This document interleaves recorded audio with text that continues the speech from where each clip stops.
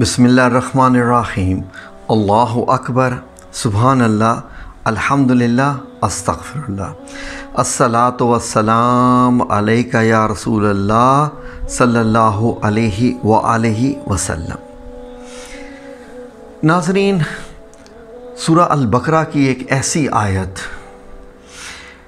آیت کہ جب اس پہ بات کی جائے، اگر اس آیت کو سمجھا جائے تو یقین کیجئے کہ اس کائنات کی جو آل مائٹی پاور ہے، دی آل مائٹی پاور، اللہ رب العزت، بڑی پیاری ایکسپلینیشن ہے اس کی۔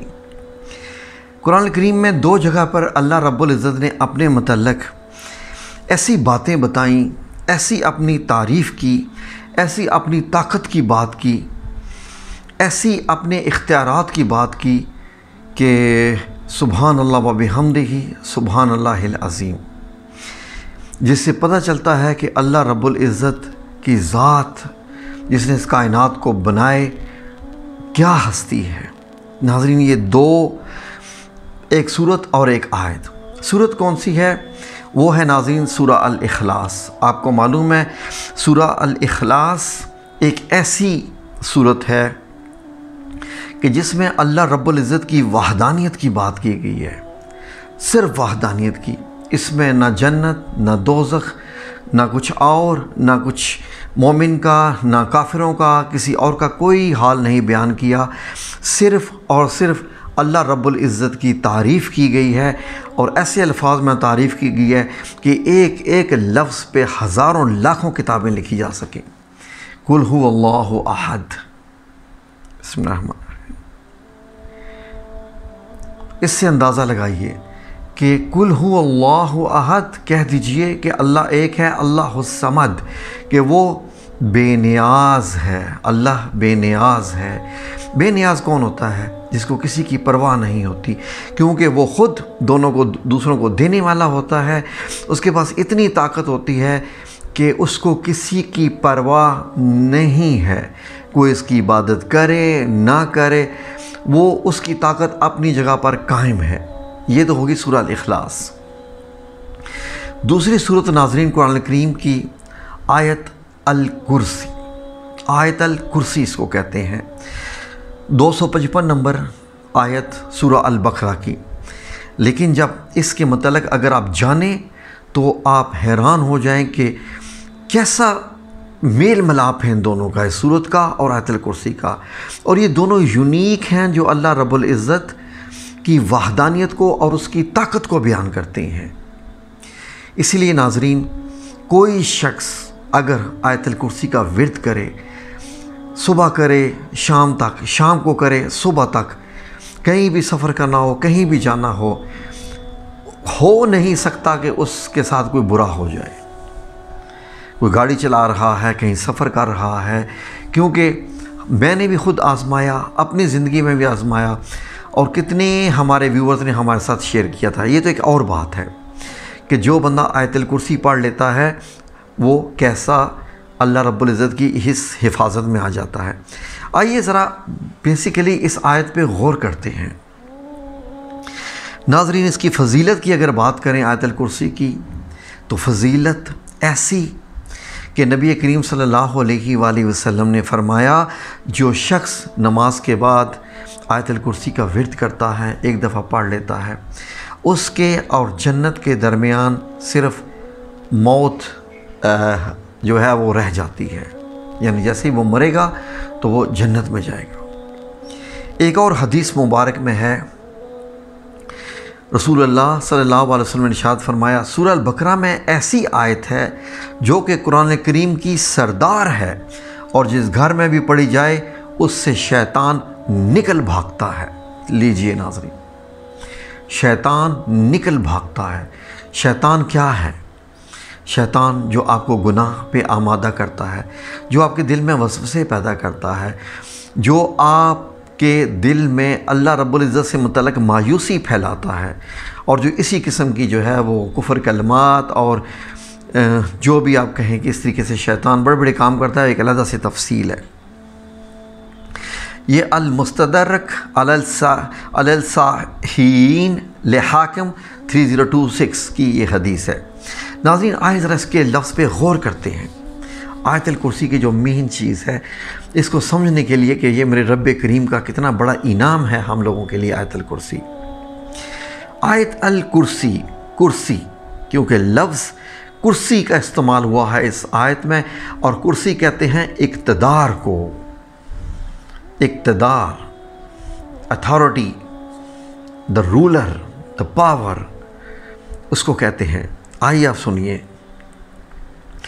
اللہ یعنی اللہ وہ ہے، جب ساتھ ہو پیش کے اوپر ہو لاگی، اللہ وہ ہے، لا الہ الا ہو، جس کے سوا کوئی معبود نہیں، یعنی اللہ ہی نے ہر ایک کو پیدا کیا ہے، اس کے سوا کوئی بھی اور ایسی ہستی نہیں ہے اس کائنات میں جو کہ پیدا کر سکے۔ الحی، جو سدا زندہ ہے، سدا سے زندہ ہے۔ کب سے زندہ ہے؟ کوئی اس پہ بحث نہیں، سدا سے، ہمیشہ سے۔ القیوم، ہے القیوم، جو پوری کائنات سنبھالے ہوئے ہے۔ الحی القیوم، پوری کائنات سنبھالے ہوئے ہے۔ لا تأخذہ،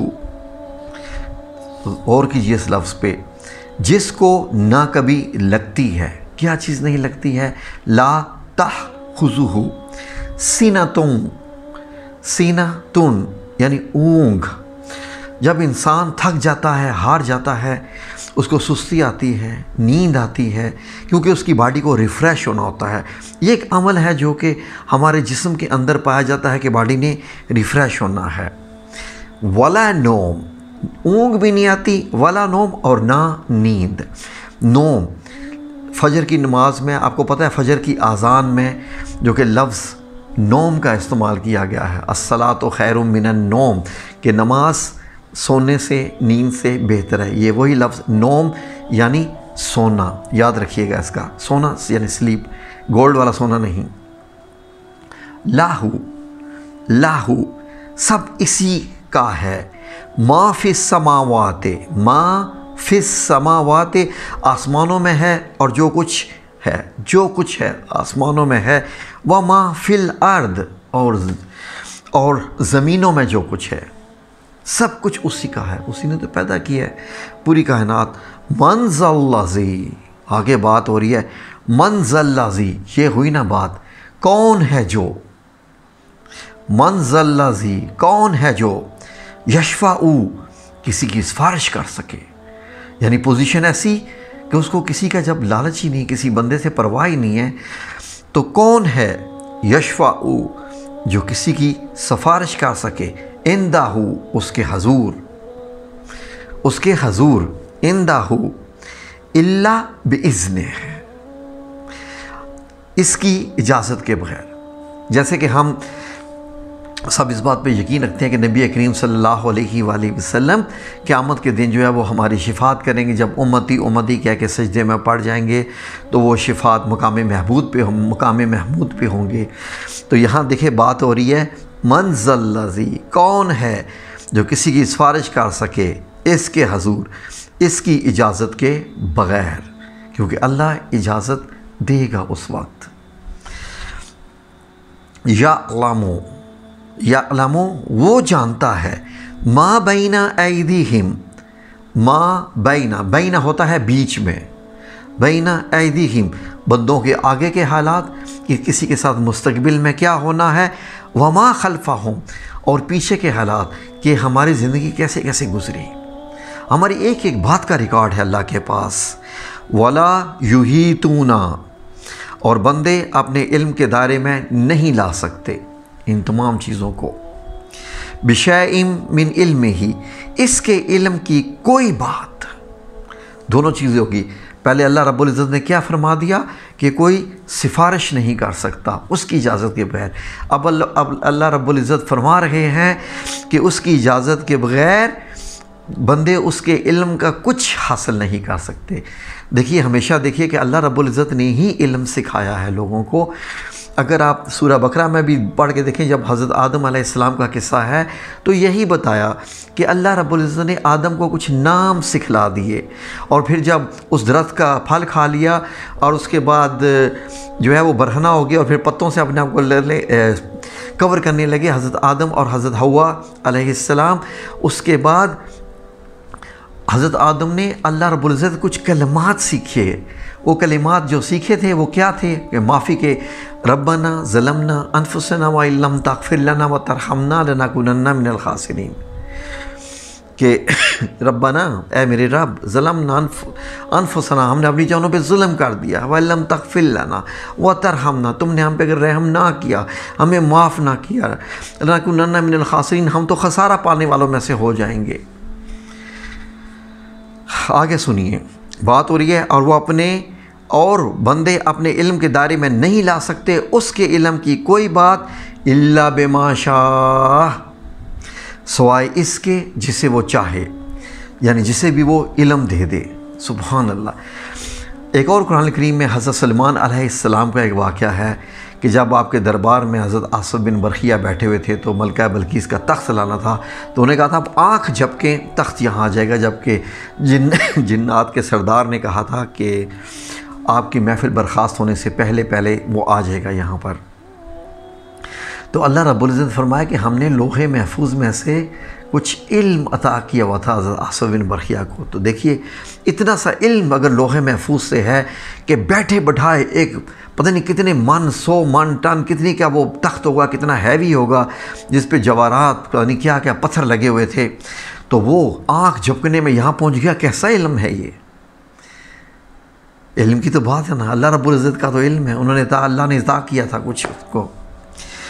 تو الا بما شاء، سوائے اس کے جس سے وہ چاہے، واسع، گھیرا ہوا ہے. یہ دیکھو یہ واو سین عین، واسع، گھیرا ہوا ہے. اردو میں ہم ایک لفظ وسیع کا استعمال کرتے ہیں کہ پھیلا ہوا ہے، وسیع. وہی لفظ ہے واسع. کرسیو، یہ لفظ آ گیا کرسی کا. کرسیہو آگے پیش بھی ہے پہ، کرسیہو گھیرا ہوا ہے اس کی کرسی نے، کرسیہو اس کی کرسی نے گھیرا ہوا ہے.